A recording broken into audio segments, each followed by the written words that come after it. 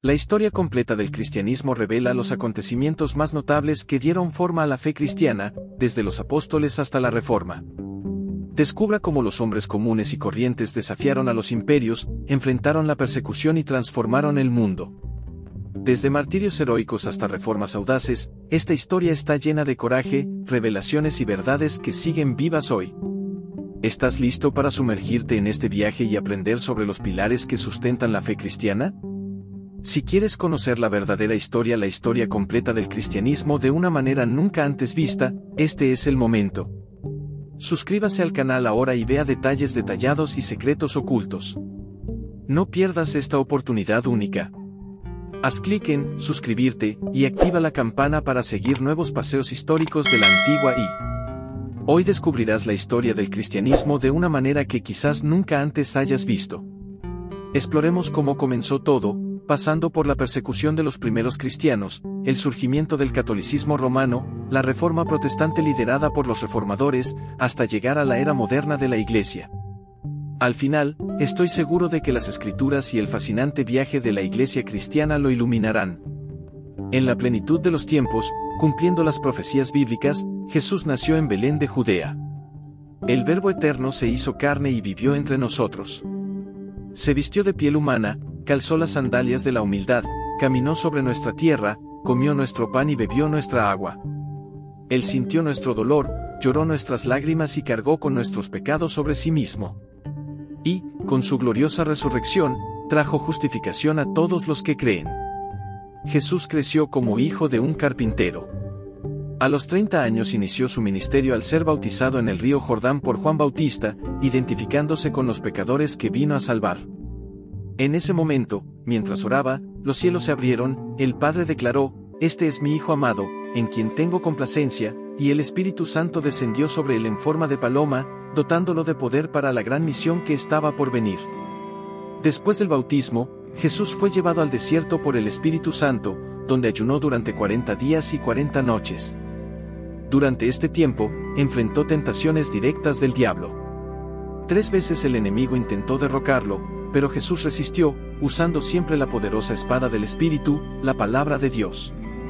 Victorioso en el desierto, él, lleno del Espíritu Santo, se dirigió a Galilea, regresando a Nazaret, donde vivió la mayor parte de su vida terrena. En la sinagoga de Nazaret, Jesús tomó el rollo del libro de Isaías y declaró: "El Espíritu del Señor está sobre mí, porque me ha ungido para predicar, sanar y liberar".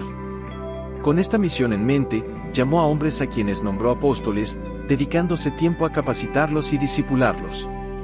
Jesús fue a todas partes difundiendo el bien, curó a los enfermos, alimentó a los hambrientos, dio la vista a los ciegos, hizo caminar a los paralíticos, devolvió el oído a los sordos, purificó a los leprosos, liberó a los endemoniados e incluso resucitó a los muertos.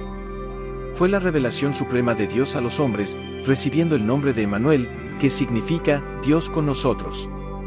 Jesús tenía un propósito claro: vino a morir por todos los que el Padre le dio. Él nació para morir y murió para que nosotros pudiéramos vivir.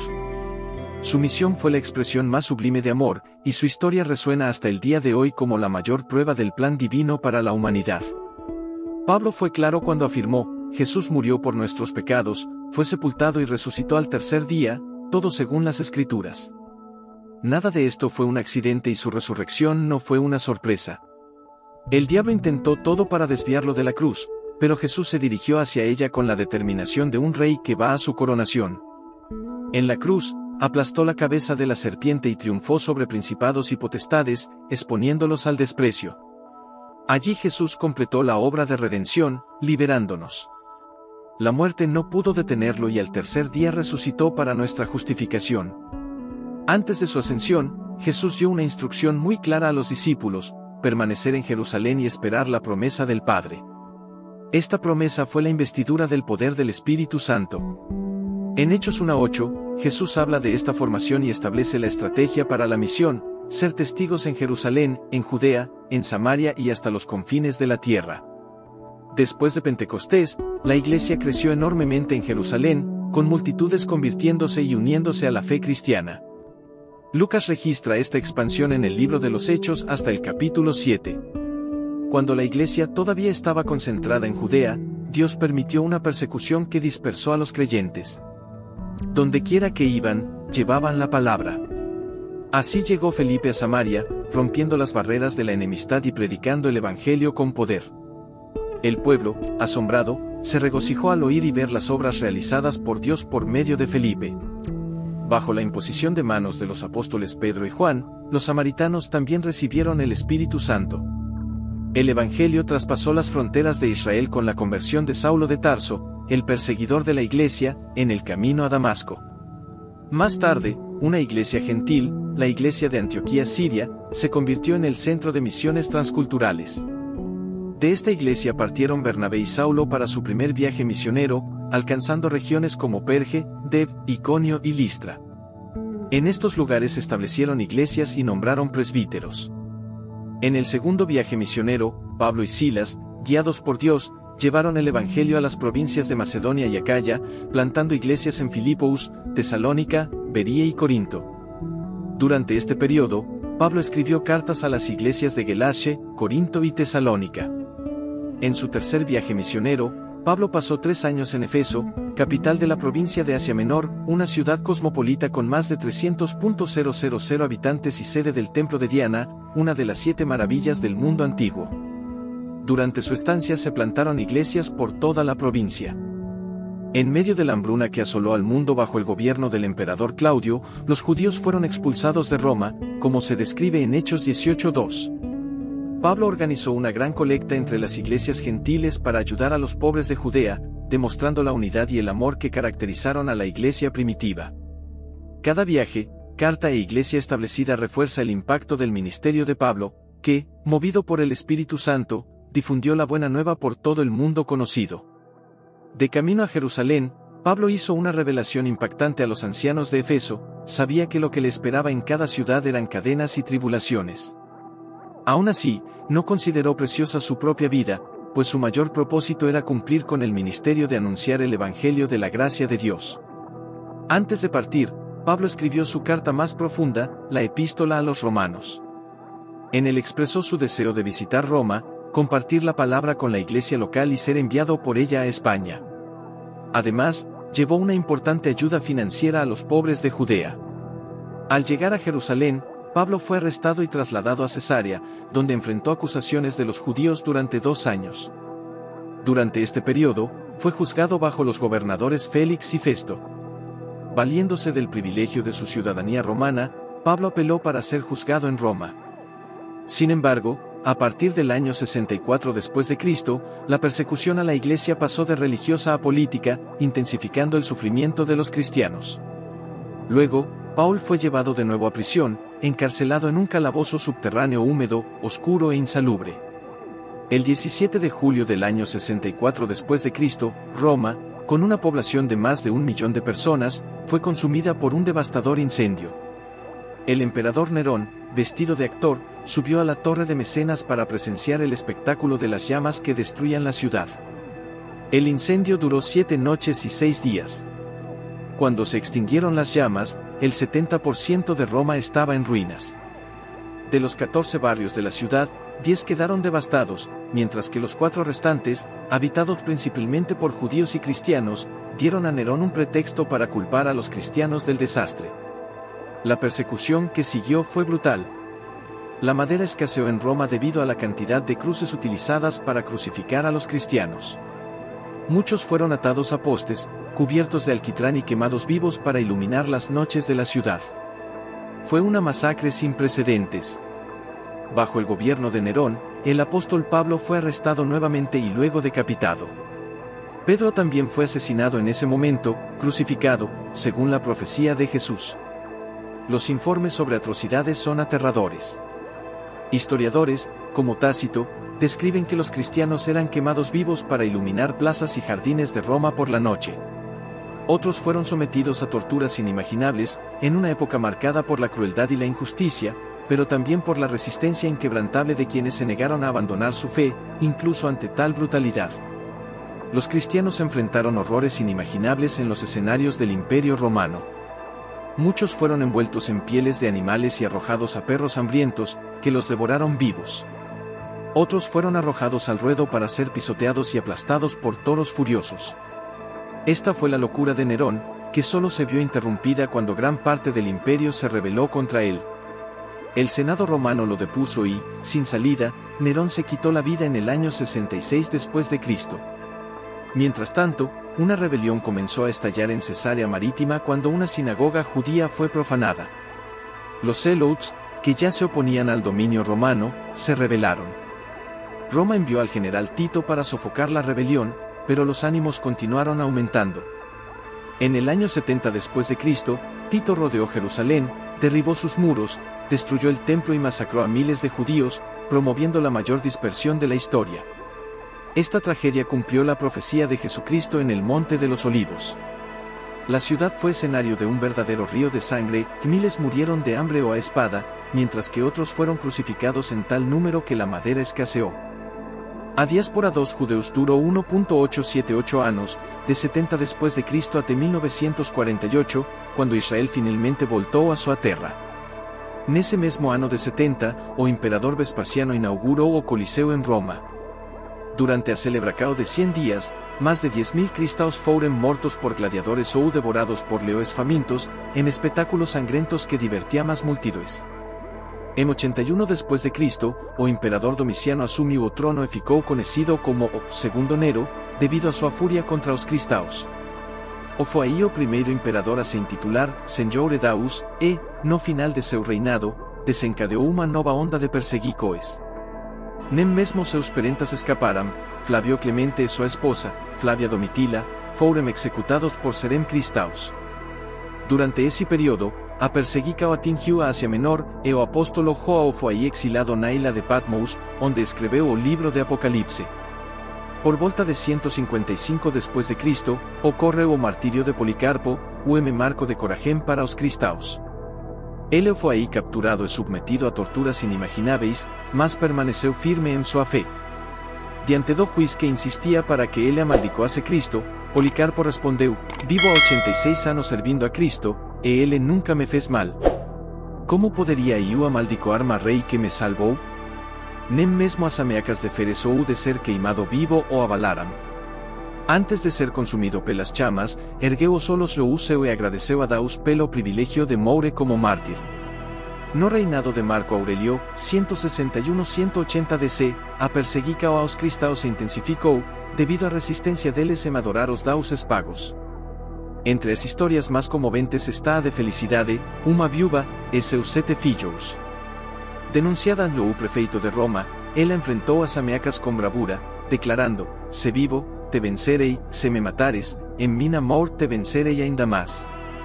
O prefeito, então, voltou sua ira contra seus filhos, mas a coragem da família permaneceu como testemunho poderoso da fé inabalável em Cristo. Felicidade, mesmo diante da morte iminente, exortou seus filhos a enfrentarem com coragem o martírio. Eles foram brutalmente assassinados. O mais velho foi aí barbaramente espancado até a morte, cos 2 seguintes, golpeados com clavas, co quarto filho foi aí jogado de penasco. Os 3 mais novos foram decapitados. E ao fim, no meio dos corpos de seus filhos, Felicidade glorificou a Deus por ter dado a ela 7 filhos que se mostraram dignos de sofrer por Cristo. Depois de uma longa e cruel tortura, ela também foi aí decapitada, selando sua fé com sangue e coragem. Nesse mesmo período, o filósofo cristão Justino, conhecido como dos maiores pensadores da fé, foi aí martirizado. Milares de cristãos enfrentaram perseguições brutais. Entre os casos mais marcantes está o de Blandina, uma mulher frágil que mostrou uma forca sobrenatural. Torturada incessantemente, os verdugos precisaram se revesar, e até as feres recuavam diante dela. Após suportar acoites, mordidas de feres, ferro em brasa e ser amarrada a um marid para ser atacada por touro enfurecido, Blandina continuava a louvar Jesus. Finalmente, as autoridades ordenaram sua decapitação, mas sua fé inabalável marcou profundamente a história. Nos primeiros anos do século III, o imperador Septímio Severo buscava consolidar o poder romano e cante o avanço do cristianismo e do judaísmo. Em 202 después de Cristo, ele proibiu, sob pena de morte, qualquer conversão a esses religiosos. Cristaos que se recusasen a sacrificar a os deuses romanos eran condenados sumariamente. O foi nesse contexto que o bispo Irineu foi martirizado, e muitos outros cristaos deram suas vidas en defensa da fe. Entre los mártires destaca Perpetua, una joven de buena posición social que, a pesar de amamantar a su bebé, afrontó la prisión y el martirio con extraordinaria valentía. Su padre le rogó que renunciara a Cristo y salvara su vida, pero ella se mantuvo firme. Cuando los carceleros le preguntaron cómo podía enfrentarse a las fieras después de sufrir los dolores del parto, ella respondió: ahora mis sufrimientos son solo míos. Cuando me enfrente a las fieras, Jesús sufrirá por mí, porque yo sufriré por él. Desgarrada por los cuernos de una vaca enojada, declaró: este no es un tiempo de luto, sino de gloria. En el año 249 después de Cristo, el emperador Decio asumió el trono con el objetivo de restaurar la gloria de Roma. La crisis económica y el declive de las tradiciones hicieron que el pueblo abandonara el culto a los dioses. Decio creía que el culto colectivo a los dioses traería prosperidad al imperio. Para él, resistirse a este plan era traición. Quería patriotas, no mártires. Bajo su mandato, todos debían inclinarse ante los dioses romanos e incensar al emperador como a una deidad. Ante esta presión implacable, algunos cristianos se debilitaron, mientras que otros resistieron hasta el final. La política de Decio marcaría uno de los periodos más oscuros de la historia de la Iglesia, pero también revelaría la fuerza de una fe que ni siquiera la muerte podría derrotar. Muchos cristianos soportaron torturas horrendas y murieron como mártires, enfrentando la persecución con una valentía impresionante. Fue durante este periodo que la persecución se volvió sistemática y universal, afectando a todos los cristianos sin distinción. Pese a ello, la avalancha de violencia no fue aún más devastadora porque el gobierno de Decio duró solo 3 años. Sin embargo, a finales del siglo III, bajo el gobierno de Diocleciano, la Iglesia enfrentó la mayor y más cruel persecución de su historia. En el año 303 después de Cristo, Diocleciano emitió un edicto ordenando la destrucción de todos los edificios cristianos y la quema de sus libros. Los cristianos fueron privados de sus derechos civiles y de su dignidad y los líderes religiosos fueron encarcelados. Para aquellos que se negaban a sacrificar a los ídolos de Roma, la pena era la muerte. La brutalidad fue implacable, muchos sufrieron torturas indescriptibles por su fe. La persecución no empezó a perder fuerza hasta el año 311 después de Cristo, cuando Galerio proclamó el Edicto de Tolerancia. Se abrieron las cárceles y de las canteras salieron cristianos que habían sido brutalmente torturados y mutilados. A pesar de esto, sus rostros brillaban con la gloria de Dios. 2 años más tarde, en el 313 después de Cristo, Constantino emitió el Edicto de Milán, que puso fin a la persecución de los cristianos y devolvió a la Iglesia las propiedades, cementerios y edificios confiscados. Este fue el hito que puso fin a la tiranía contra el cristianismo. Incluso bajo la espada y el látigo, la Iglesia no solo sobrevivió sino que creció. Como dijo Tertuliano, la sangre de los mártires es la semilla de la Iglesia. Cuanto más se perseguía a los cristianos, más se fortalecía el cristianismo. Dios usó cada desafío para proporcionar un crecimiento asombroso para la Iglesia. Pero, con Constantino, sucedió algo inesperado: el cristianismo dejó de ser perseguido y se convirtió en la religión oficial del Imperio Romano. Este nuevo estatus trajo cambios radicales. Antes, confesar el nombre de Cristo significaba arriesgar la vida y afrontar el martirio. Ahora bien, ser cristiano garantiza privilegios, seguridad y proyección. Antes, la Iglesia enfrentaba la ira de los emperadores romanos, que ahora se llevó sus aplausos.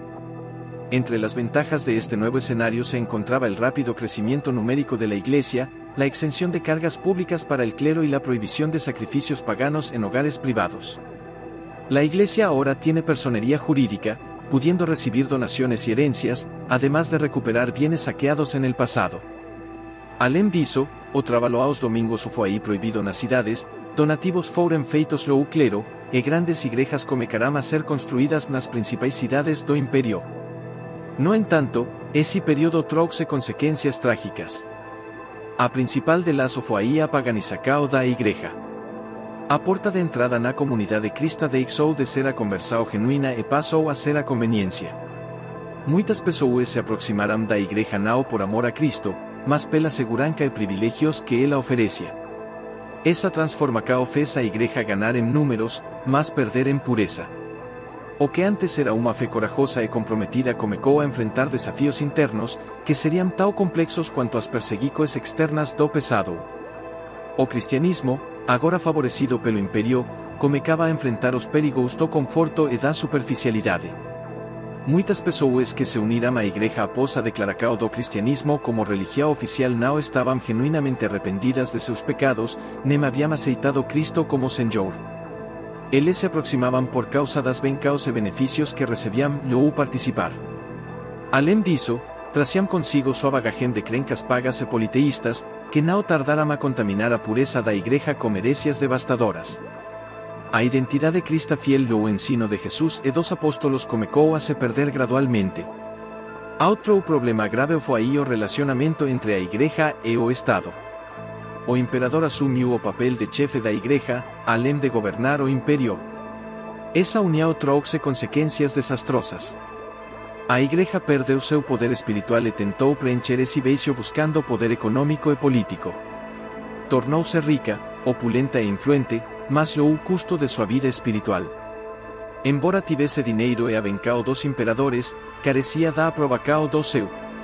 Nesse contexto, comecou uma disputa feroz entre os bispos das 5 principais cidades do mundo antigo, Roma, Constantinopla, Alexandria, Antioquia e Jerusalém, cada uma buscando a supremacia sobre os demais. No ano 604, o imperador Focas concedeu ao bispo de Roma, Gregório I, o título de Bispo Universal. Gregório, no entanto, recusou o título, afirmando que quem o aceitasse deveria ser considerado o anticristo. Porém, em 607, Bonifácio III aceitou o título, marcando o início da instituição do papado e da Igreja Romana sob o comando do Papa. O romanismo foi construído sobre fundamentos frágeis, baseando-se em uma interpretação equivocada de Mateus 16:18, onde Jesus diz: "Também eu te digo que tu és Pedro, e sobre esta pedra edificarei a minha igreja, e as portas do inferno não prevalecerão contra ela." Existem 3 interpretações principais sobre o que Jesus quis dizer com a pedra. A primeira é que Pedro seria a pedra, a segunda, que a pedra seria a declaração de Pedro: "Tu és o Cristo, o Filho do Deus vivo." Por fim, a terceira interpretação, amplamente aceita no cristianismo evangélico, é que a pedra é o próprio Cristo. O latim ubi Petrus, ibi cliché, onde está Pedro, aí está a igreja, reflete a visão da igreja romana de que Pedro foi a pedra mencionada por Jesus, o primeiro Papa, e que todos os papas são seus sucessores legítimos. Mas será que essa ideia encontra base bíblica? A palavra Pedro, Petrus, em grego significa fragmento de pedra, enquanto pedra, Petra, refere-se a uma rocha inabalável. Essa última metáfora é usada na Bíblia exclusivamente para Deus. Assim, Jesus está dizendo: "Você, Pedro, é um fragmento de pedra, mas sobre esta rocha, que sou eu, edificarei a minha igreja." El propio Pedro confirma esta verdade em seus escritos. Declara que Jesucristo es la roca sobre la cual se construye la iglesia, no él mismo. Desde el comienzo de su ministerio, cuando predicaba en Jerusalén, Pedro nunca reivindicó para sí el papel de fundamento de la iglesia. Al contrario, siempre señaló a Cristo como la única roca firme. Pedro fue enfático al declarar que Jesús es la piedra angular de la iglesia. En Hechos 4:11, dice claramente: "Él es la piedra que desecharon vosotros los constructores, la que fue hecha cabeza del ángulo. Y en ningún otro hay salvación, porque no hay otro nombre bajo el cielo dado a los hombres. Hombres, por los cuales debemos ser salvos." Más tarde, al final de su ministerio, Pedro reafirma esta verdad en su primera carta. En 1 Pedro 2, 6-7, escribe: "A él viene la piedra viva, desechada por los hombres, pero escogida por Dios y preciosa, todo aquel que en él cree, no será avergonzado." Deja claro que Cristo es la piedra angular, el fundamento sobre el que se construye toda la fe cristiana. El apóstol Pablo también destacó este punto con fuerza. En 1 Corintios 3:11, escribe: "Nadie puede poner otro fundamento que el que ya está puesto, que es Jesucristo." En otra parte, Pablo usa una poderosa metáfora en 1 Corintios 10:4, "Todos bebieron la misma bebida espiritual, porque bebían de la roca espiritual que los seguía, y esa roca era Cristo." Además, cuando escribe a los Efesios, refuerza que Jesús es la piedra angular, edificado sobre el fundamento de los apóstoles y profetas. Jesucristo es la principal piedra del ángulo, Efesios 2:20. Estas declaraciones confirman que Jesús es el fundamento, el fundador, el dueño, el constructor y el protector de la Iglesia. Sin embargo, una mala interpretación de Mateo 16:18 dio origen al papado, que se convirtió en una usurpación de las funciones atribuidas únicamente a la Trinidad. La usurpación del lugar de Dios Padre. El Papa se autodenomina Padre del Cristianismo, lo que contradice la Biblia. En Mateo 23:9, Jesús ordena: a nadie llaméis Padre vuestro en la tierra, porque vuestro Padre uno es el que está en los cielos. Este título es una afrenta directa a la autoridad de Dios Padre. La usurpación del lugar de Jesucristo. El papado también usurpa el papel de Cristo de varias maneras. Primero, al llamarse piedra angular de la Iglesia, ignorando que esta posición pertenece exclusivamente a Cristo. Segundo, al declararse cabeza de la Iglesia militante, triunfante y purgativa, cuando la Biblia deja claro que la Iglesia solo tiene una cabeza, Jesucristo. Finalmente, al adoptar el título de Sumo Pontífice, que significa Supremo Constructor de Puentes o Supremo Mediador, el Papa asume el papel que le corresponde únicamente a Jesús. La Biblia es clara en 1 Timoteo 2:5, hay un solo Dios y un solo mediador entre Dios y los hombres, Jesucristo. Jesús mismo reforzó esta verdad en Juan 14:6, yo soy el camino, la verdad y la vida. Nadie viene al Padre sino por mí. La usurpación de la plaza de Espíritu Santo. Finalmente, el papado también reivindica el lugar del Espíritu Santo llamándose vicario de Cristo en la tierra. El término vicario significa sustituto, pero el único sustituto de Cristo, según la Biblia, es el Espíritu Santo. En Juan 14:16, Jesús dice: y yo pediré al Padre, y Él os dará otro consolador, para que esté con vosotros para siempre. No es un hombre, apóstol o papa quien desempeña este papel, sino el Espíritu Santo enviado por Dios. En resumen, las Escrituras son categóricas: Jesús es la piedra angular, el mediador entre Dios y los hombres, y la cabeza de la Iglesia. Cualquier intento de asumir estos roles es una distorsión de la verdad bíblica y una afrenta al plan divino establecido por Dios. El Espíritu Santo, llamado por Jesús Espíritu de la verdad, es el que el mundo no puede recibir porque no lo ve ni lo conoce. Sin embargo, los cristianos lo conocen, porque Él habita con ellos y estará en ellos, Juan 14:17. A pesar de esta verdad revelada en las Escrituras, el romanismo utilizó interpretaciones frágiles y documentos espurios para consolidar el papado. Un ejemplo es la traducción latina titulada Roma siempre ha tenido primacía, que alteró el canon original. Estos documentos, utilizados durante siglos, intentaron demostrar que la supremacía papal se remonta a la época apostólica. En 853 después de Cristo, Nicolás I fortaleció el papado con una serie de documentos falsificados, que se incorporaron al derecho canónico y se utilizaron durante más de 600 años como prueba de la autoridad suprema del Papa sobre la Iglesia y el Estado. Estos escritos afirmaban que la sede romana era la cabeza, el corazón y la madre de todas las iglesias, y no estaba sujeta a ningún tribunal. Con la donación de tierras por parte de Carlomagno en el año 774, el catolicismo alcanzó una posición de poder global, creando el llamado Sacro Imperio Romano Germánico bajo la autoridad del Papa. Sin embargo, en su lecho de muerte, Carlomagno lamentó sus donaciones. El papado ha enfrentado altibajos a lo largo de los siglos. Durante 70 años estuvo exiliado en Aviñón, Francia, hasta que regresó al Vaticano en 1377, traído por Gregorio XI. En 1870, el ejército de Víctor Manuel derrotó a las tropas papales, poniendo fin al Sacro Imperio Romano. Los papas estuvieron confinados en el Vaticano hasta 1929, cuando el Tratado de Letrán, firmado por Mussolini y Pío XI, estableció el Estado religioso del Vaticano. Además de reclamar el lugar de la Trinidad, los papas a menudo han usado su poder para perseguir a los cristianos genuinos. Al igual que los fariseos de la época de Jesús, impusieron su gobierno con mano de hierro. En 1208, en Francia, los cristianos fueron exterminados, en España más de 300.000 fueron martirizados y 2 millones desterrados. Entre 1500 y 1550, Carlos I, siguiendo órdenes papales, eliminó a 50.000 cristianos alemanes. Patrística, los primeros siglos de la Iglesia. Podemos dividir la historia de la Iglesia en distintos periodos. El primero, del siglo I al V, se conoce como periodo de la patrística o de los padres de la Iglesia. Este periodo estuvo marcado por hombres piadosos que vivieron el cristianismo con poder e influencia, como Ignacio, Policarpo, Justino, Orígenes, Ireneo, Clemente de Alejandría, Tertuliano y Agustín. Durante la era de los padres de la Iglesia tuvieron lugar los grandes concilios cristológicos. En 325, el concilio de Nicea, dirigido por Atanasio, refutó las herejías de Arrio y reafirmó la doctrina de la divinidad de Cristo. En el año 381, en el concilio de Constantinopla, la Iglesia proclamó la humanidad perfecta de Cristo.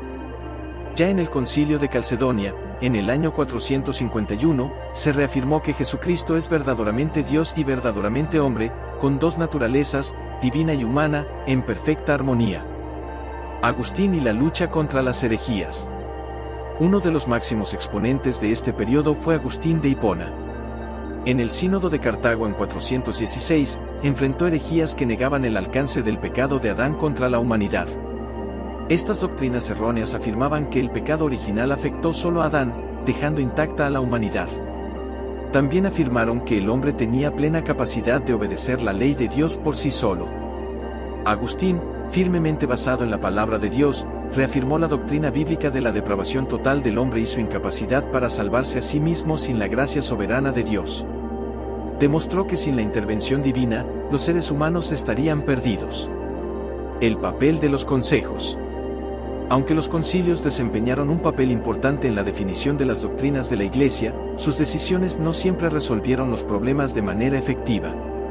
En el concilio de Nicea, por ejemplo, Atanasio derrotó las ideas heréticas de Arrio, reafirmando que Jesucristo es el Hijo de Dios, coeterno con el Padre.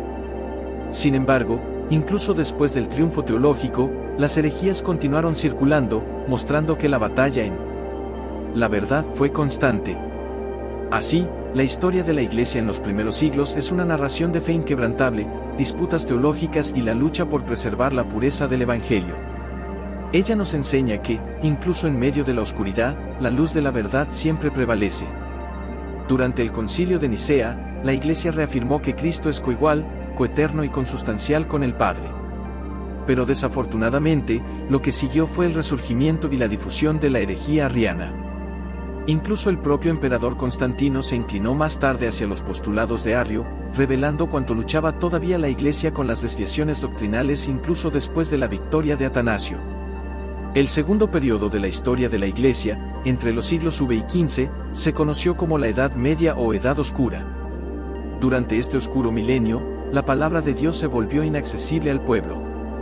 Fue una época marcada por el ascenso y fortalecimiento del papado, que comenzó a ejercer soberanía no solo en la religión, sino también en la economía y la política.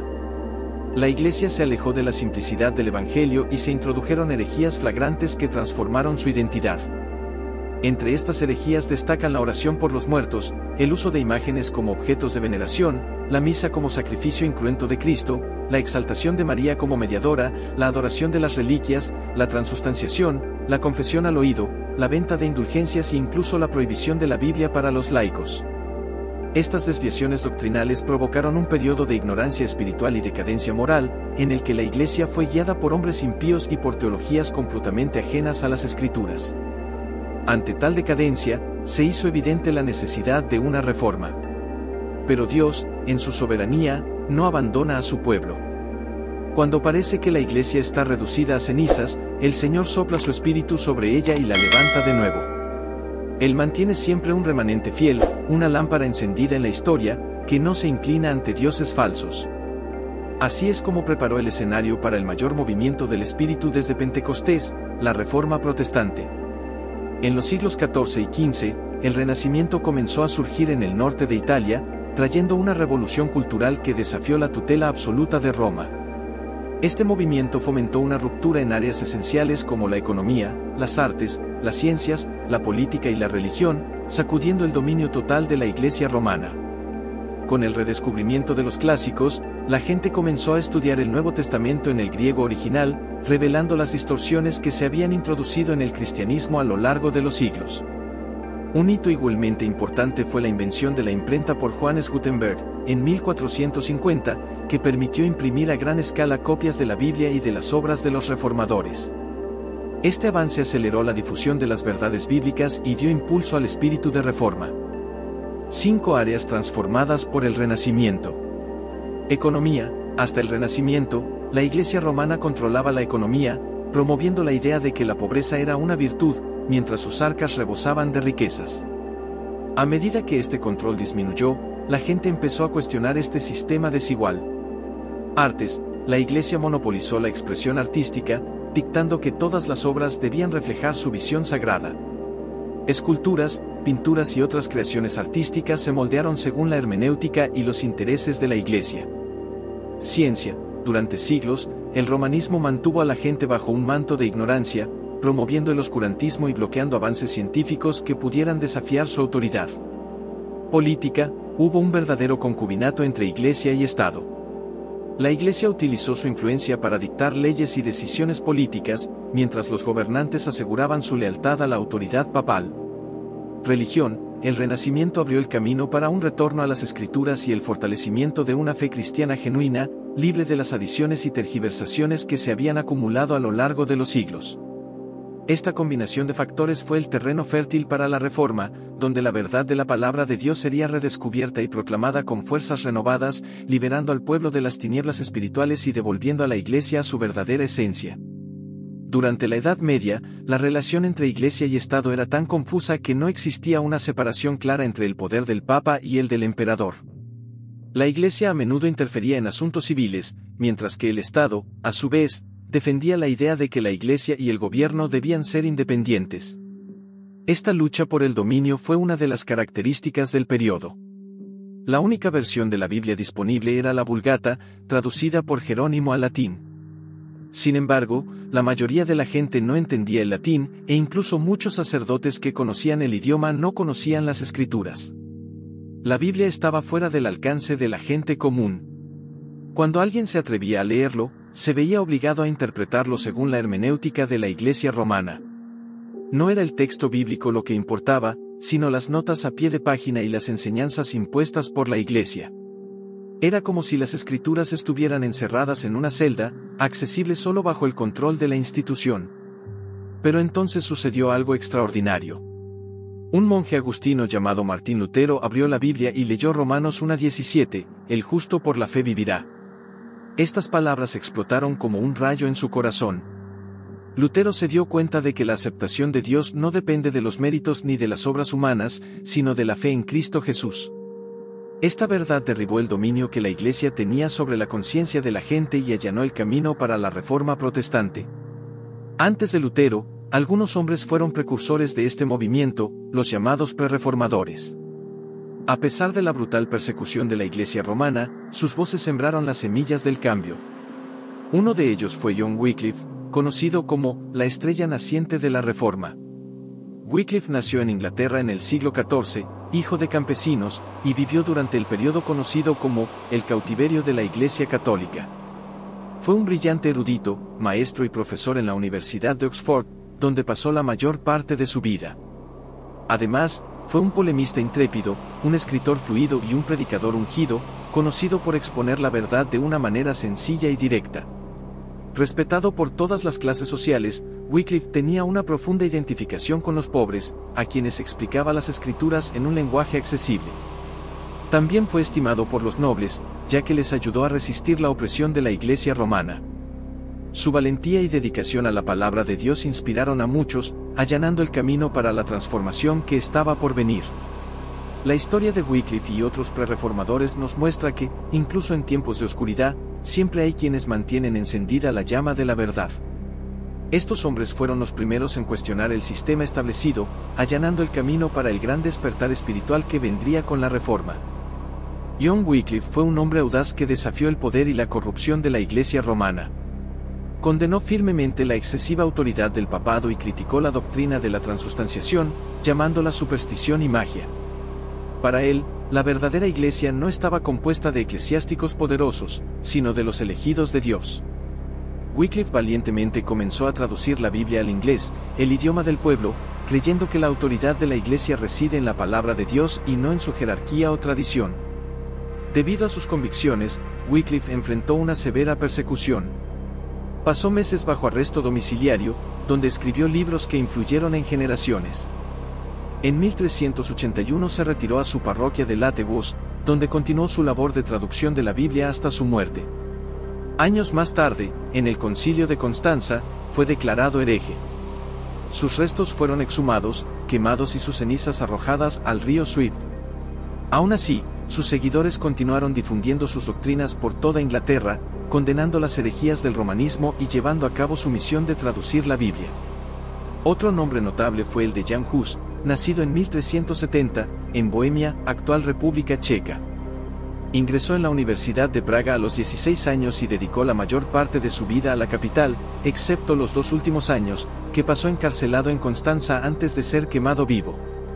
En 1402, Hus fue nombrado predicador de la capilla de Belén, donde sus fervientes mensajes bíblicos provocaron un movimiento de reforma. También ejerció el cargo de rector de la universidad, lo que favoreció la difusión de los ideales reformistas. Las obras de Wycliffe llegaron a Hus y le influyeron profundamente. Condenó los abusos de la Iglesia romana y llamó al pueblo a volver a la Biblia. Incluso bajo las órdenes del Papa de dejar de predicar, Hus se mantuvo firme. Por su resistencia fue excomulgado y tuvo que refugiarse en el sur de Bohemia, donde continuó escribiendo y predicando. Convocado al Concilio de Constanza para defenderse, se negó a retractarse de sus doctrinas evangélicas. En prisión sufrió escasez de pan y malos tratos, pero se mantuvo inflexible y declaró: apelo a Jesucristo, el único juez justo y todopoderoso. El 6 de julio de 1415, Hus fue quemado en la hoguera. Mientras era quemado, clamó a Dios pidiendo misericordia para sus enemigos y cantó salmos en medio de las llamas. Antes de morir, profetizó: hoy vais a matar un ganso. Hus, en checo significa ganso, pero pronto Dios levantará un águila que no podréis matar. Esa águila sería Martín Lutero, quien 102 años después enarbolaría el estandarte de la Reforma. Otro precursor de la Reforma fue Girolamo Sveneraule, un intrépido predicador de la Florencia del siglo XV. Denunció enérgicamente el estado de decadencia espiritual de su tiempo. El Papa intentó silenciarlo ofreciéndole un puesto de cardenal, pero Sveneraule se negó.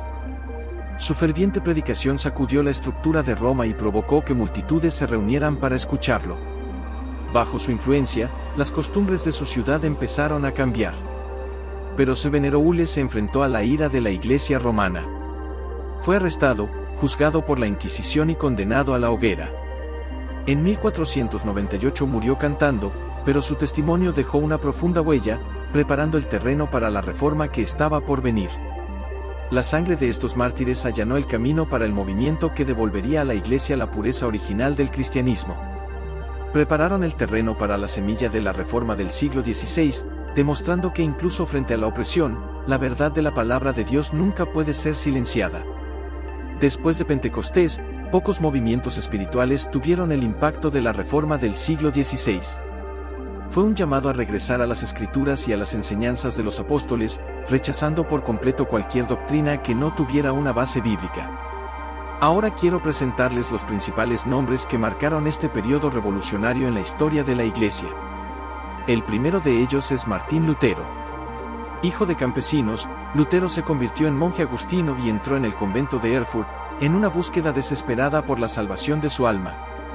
En el año 1512, a la edad de 29 años, sucedió algo extraordinario. Al leer Romanos 1:17, el justo por la fe vivirá, esta verdad explotó como una bomba en su corazón. Lutero finalmente entendió la gloriosa doctrina de la justificación por la fe, que transformaría completamente su vida y el curso de la historia de la Iglesia.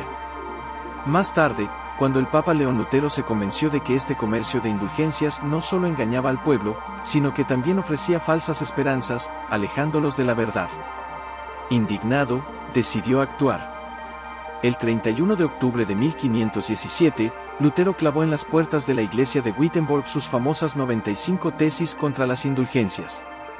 Este gesto fue un golpe directo al poder del papado y a la autoridad de una iglesia que se había desviado de la fe apostólica. Las tesis denunciaban el falso poder de la Iglesia para vender el perdón de los pecados, que pertenece únicamente a Dios. Este momento marcó el comienzo del movimiento reformista. Como era de esperar, Lutero enfrentó una fuerte oposición.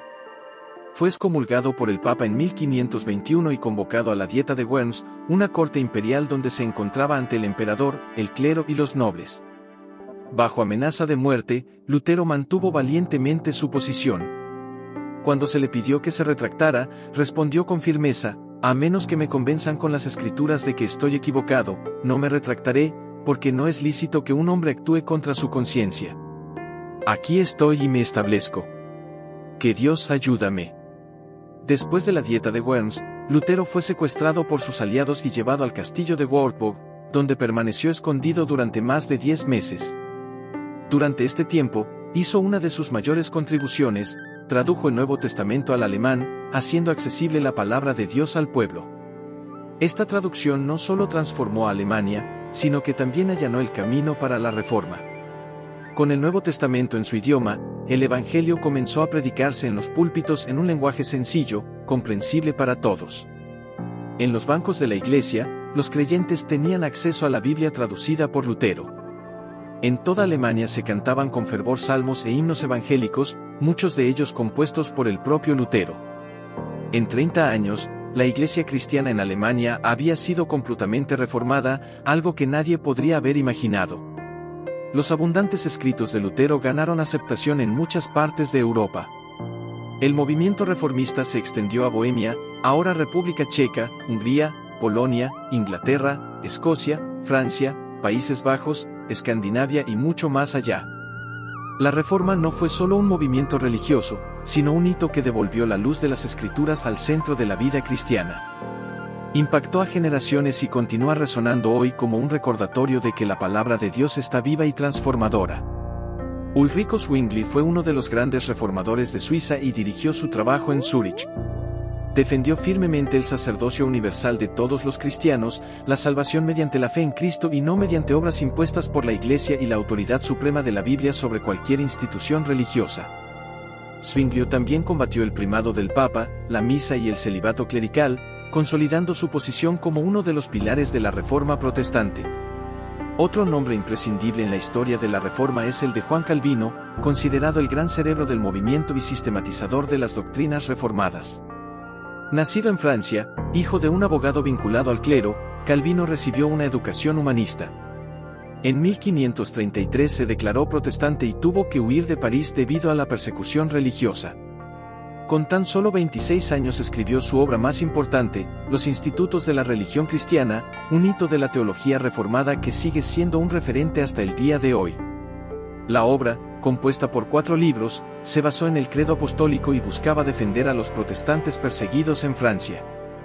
Invitado por Guilherme Farel, Calvino llegó a Ginebra en 1536 para ayudar a reformar la ciudad. Sin embargo, Ginebra todavía no estaba preparada para los cambios y acabó expulsando al reformador. Durante 3 años, Calvino vivió en Estrasburgo, pastoreando una iglesia protestante francesa.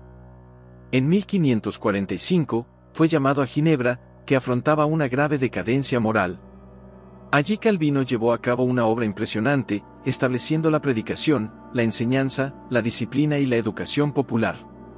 Bajo su liderazgo, Ginebra se convirtió en un modelo del reino de Dios, convirtiéndose también en un gran caldo de cultivo para los misioneros. Calvino no solo reformó la iglesia, sino que también influyó en áreas como la economía y la educación. Creó un sistema educativo de excelencia, que culminó con la fundación de la Academia de Ginebra, una institución de nivel universitario que capacitaba a teólogos y líderes. En 1557, respondiendo a un pedido de Villegaignon, Calvino envió 14 misioneros a Brasil, 5 de los cuales murieron como mártires, convirtiéndose en los primeros protestantes en derramar sangre en tierras brasileñas. Otro gigante de la Reforma fue John Knox, conocido como el padre del presbiterianismo. Educado en la Universidad de Glasgow, Knox lideró la Reforma en Escocia. En medio de sus luchas, fue capturado por el ejército francés y obligado a trabajar como esclavo en las galeras durante 19 meses hasta que fue liberado en un intercambio de prisioneros. A pesar de tantas dificultades, Knox se mantuvo firme en su misión. Cuando Eduardo V, rey de Inglaterra, le ofreció el obispado de Rochester, Knox se negó y optó por ser capellán real. Con el ascenso de María Tudor, conocida como María la Sanguinaria, huyó a Frankfurt y Ginebra, pastoreando a los exiliados. En 1559, tras la muerte de María Tudor, Knox regresó a Escocia y comenzó a trabajar incansablemente por la Reforma, orando fervientemente: «Oh Dios, dame Escocia para Cristo, o moriré». En 1560, el Parlamento escocés, influenciado por Knox, declaró el fin del gobierno del Papa sobre la Iglesia, prohibió las misas y revocó los decretos contra los herejes. Así, la Iglesia escocesa pasó a ser oficialmente presbiteriana, consolidando el legado de Knox como uno de los grandes líderes de la Reforma. La historia de estos reformadores muestra cómo Dios usó a hombres sencillos pero comprometidos para transformar el mundo. Si aún no has tomado la decisión de aceptar a Jesús como tu Salvador, debes saber que todavía hay tiempo. Puede transformar tu vida, sanar tu dolor y darle sentido a tu existencia. Entra en tu habitación, habla con Dios y abre tu corazón. Él está listo para escucharte. Si este contenido fue edificante para ti, dale me gusta, comenta y suscríbete al canal. Que Dios bendiga tu vida.